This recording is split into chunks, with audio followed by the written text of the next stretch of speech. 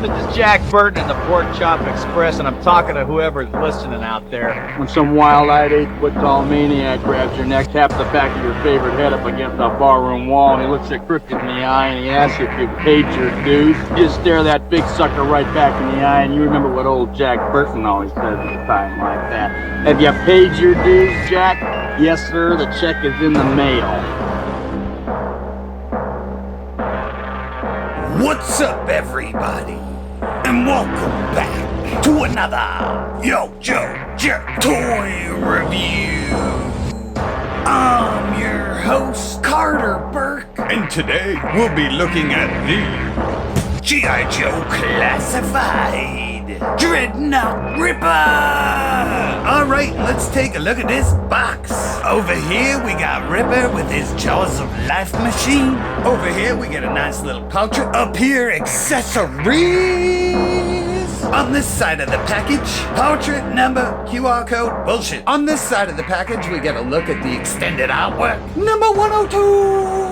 On the back of the package, we get a nice render of the character and all-included accessories. Ridiculous tattoos, razor blade earrings, battle stats, legal shit. On the bottom of the package, we get our legal mush and our barcode.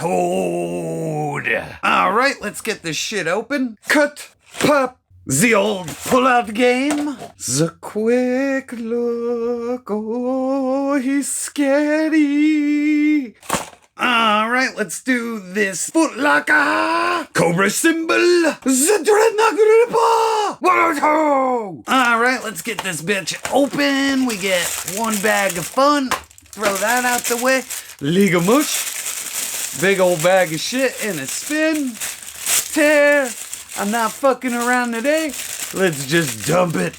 I almost caught everything. See you at the table, yo. Let's take a look at this figure. And let's take a look at this head sculpt. And holy shit, they did an amazing job all around. And the paint looks fucking great. Beard is sculpted really good. His mouth looks really good. And the paint hits really well. Now, if we look into his eye really hard, you could see a little smiley face. It's really neat, but completely unoriginal. As you can see here, our villain from the last action hero has the same thing. It's a nice little nod. The paint on the other eye is just done fantastically as well. Nice little tattoo teardrop. I like his gnarled eyebrows. They look fantastic. Up into the hair, they just knocked his mohawk out. Up here, all the stubble. You can actually see the fade into the hair. That's some really good sculpting and painting. I really like that. Over here on the right ear, he's got this razor blade earring. So all in all, I'm really impressed with the head sculpt. It looks real good. So down at the feet, we get these nice boots. They get rotation there. I have no problems with it. They're cast in a gray plastic. They got nice sculpting and nice textured detail. Up on the legs, just standard reuse. Good legs though. Nice black paint on the knee pads. Up here on the thigh, we get this new holster. Looks like it's got some duct tape on it. It's fucking hilarious. Nice sculpting. Good texture, good straps. Everything looks real good on it.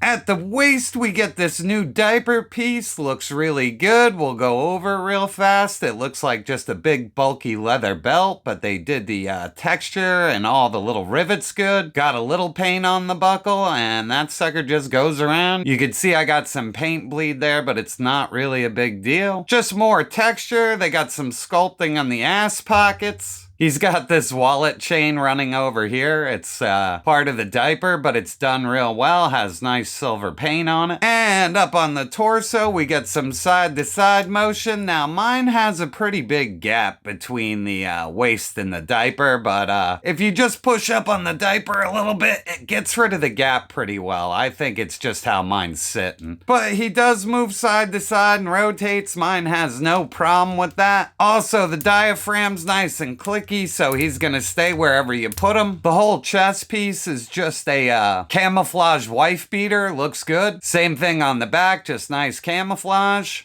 Up on the chest, we get this nice new harness. Got a big old knife sheath there. Few grenades, nice textured detail up into the buckle. Nice spike straps with good detail there. Same thing on this side, they just look good and run around to the back. Harness meets in the middle there. We get a little peg for storage, and then the wrap just goes down and around. Now the harness is extra floaty, and we'll get to the necklace as well. It's kind of a pain in the ass, but I find that if you just put your thumbs on both sides and just push down a little bit, it seems to grab and hold really well where it's not going to float anymore.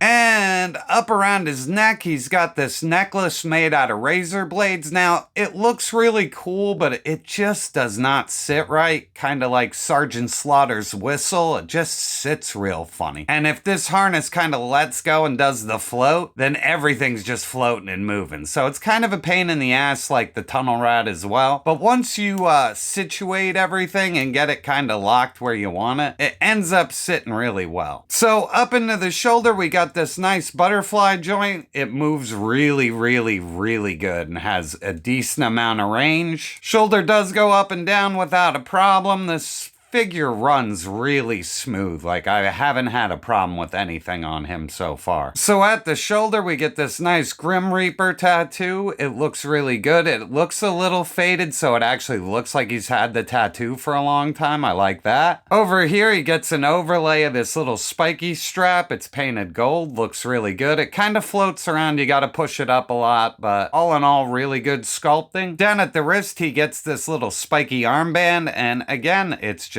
sculpted really well. It is an overlay, so you could take it out, you could spin it and move it in whatever direction you want. And then he gets the standard hands. I have no problems with him. On the left bicep, he gets this little devil man. Also, it looks a little faded, but the detail looks great. It looks like he's had the tattoo for a while. I like that. Down on the forearm, he's got that claw ripping through his skin tattoo, and that looks good as well. And then down to the left hand, and it is just the same stuff. It's a good left hand. Next up is the accessories. So up first, we're gonna take a look at his machine gun. Now, this is very reminiscent of the vintage gun he came with. I really like it. It's stupid and simple, and sometimes that's all you need. The scope sculpted really well. Just overall, the weapon is sculpted good, and I gotta tell you, that is fucking pretty straight. I'm impressed. But the problem lies with the magazine. The weapon is gooey enough where this magazine, if you don't glue this in, it's fucking gone to the carpet monsters, bro.